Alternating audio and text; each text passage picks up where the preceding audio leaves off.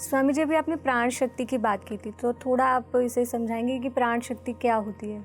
आप बेसिकली कोई इंसान अगर हिल नहीं पा रहा तो वो इंसान मृत है या जीवित है? हिल नहीं पा रहे तो मृत हुआ। वो मृत हो गया। एक्शन ही लाइफ है, ठीक है ना, एक्टिविटी ही लाइफ है। एक्टिविटी हमेशा कितनी होगी ये डिपेंड करता है कि आपकी कितनी शक्ति है। उसको हम बल भी कहते हैं। तो जैसे हम एक प्रोग्राम करते हैं षडांग प्रतिष्ठा, षड बल स्थापना भी कह सकते हैं इसको। 6 बल हैं बेसिकली आपके शरीर के: देह बल, धातु बल, अग्नि बल, मनोबल, ओजस बल, दोष बल। ये 6 अलग अलग बल हैं आपके शरीर के। हर बल के लिए एक फॉर्मूला डिज़ाइन किया जा सकता है और वो फॉर्मूला हर एक के लिए अलग भी हो सकता है। तो इसीलिए मैंने कहा लाखों तरीके के कुंभक होते हैं। तो बल, कोई भी बल जो है वो उसका एक्शनेबल जो टर्मिनोलॉजी है वो शक्ति है, ठीक है ना। तो जब हम कहते हैं प्राण शक्ति, तो प्राण शक्ति हम क्यों कह रहे हैं? वही प्राण शक्ति की वजह से आपका हार्ट एक तरीके से काम कर पा रहा है। उसी प्राण शक्ति के एक अलग नियम की वजह से लिवर एक तरीके से काम कर पा रहा है। उसी प्राण शक्ति के एक अलग नियम की वजह से किडनी काम कर पा रहा है। तो वही प्राण शक्ति जब आपस में बाइफरकेट होती या फिर ये चैनल्स अलग अलग बनाती है, तो हमारे शरीर के अंदर योग कलाचार में आपने सुना होगा 72,000 अलग अलग फॉर्मेशंस आ जाते हैं, या उसको अगर कंसोलिडेट करें तो 84 अलग अलग शक्तियाँ निर्मित हो जाती हैं, और फिर और ब्रांचेस भी बन सकते हैं।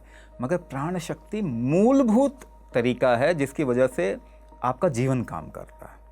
उसमें फिर और आगे जाएंगे तो उसी की वजह से लिवर काम कर रहा है, और आगे जाएंगे तो उसी की वजह से एक टैलेंट है किसी के अंदर, उसी की वजह से कुछ क्रिएटिविटी है किसी के अंदर। तो प्राण शक्ति इन सब का कंसोलिडेशन। तो उसमें हम देखते हैं कि कौन सा पक्ष वीक हो गया, कौन सा पक्ष। अब जैसे मैं आपको एक बात बताऊं, शुगर लेवल जब आप टेस्ट करते हैं, शुगर लेवल क्यों बढ़ा है, इसका क्या कारण हमको मिलता है, तो आप इसमें सवाल पूछते जाएं। शुगर लेवल क्यों बढ़ गया ब्लड के अंदर? इसलिए भी बढ़ सकता है क्योंकि आपका ग्लूकोज टॉलरेंस बहुत वीक हो गया, इंसुलिन आपके शरीर में नहीं निकल रहा है, आपके शरीर में अमाइलिन नहीं निकल रहा है। अच्छा, आपके शरीर के अंदर इंसुलिन रिलीजिंग हार्मोन ठीक नहीं है। अच्छा, उसके आगे जाएं, लेप्टिन मिस सिग्नलिंग हो रही है आपके शरीर के अंदर। तो आप आगे जाते जाएं और पूछते जाएं ये क्यों, ये क्यों, ये क्यों। आखिर में निष्कर्ष क्या निकलेगा कि हमें नहीं मालूम क्यों हो रहा। एलोपैथी में किसी भी बीमारी का कारण उनको नहीं मालूम। ब्लड प्रेशर क्यों हो रहा है, पता ही नहीं। हार्ट डिजीज क्यों बढ़ रहे हैं, पता नहीं। थायराइड क्यों हो रहा है, पता नहीं। ऑटोइम्यून डिसऑर्डर बढ़ क्यों रहे हैं, पता नहीं। कैंसर क्यों होता है, पता नहीं।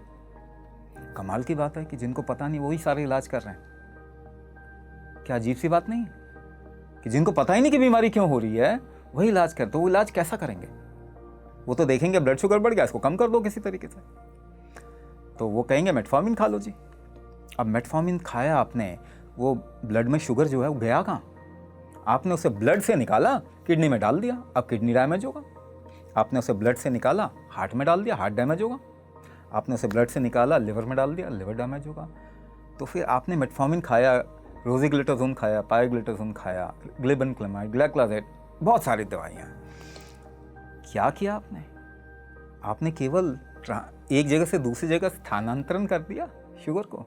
रहा तो आपके शरीर के अंदर ही, तो डैमेज तो उसकी वजह से होगा। आपका शरीर क्या करता अगर ब्लड में शुगर बढ़ जाता? तो फ्रीक्वेंट यूरिनेशन करके उसको निकाल देता।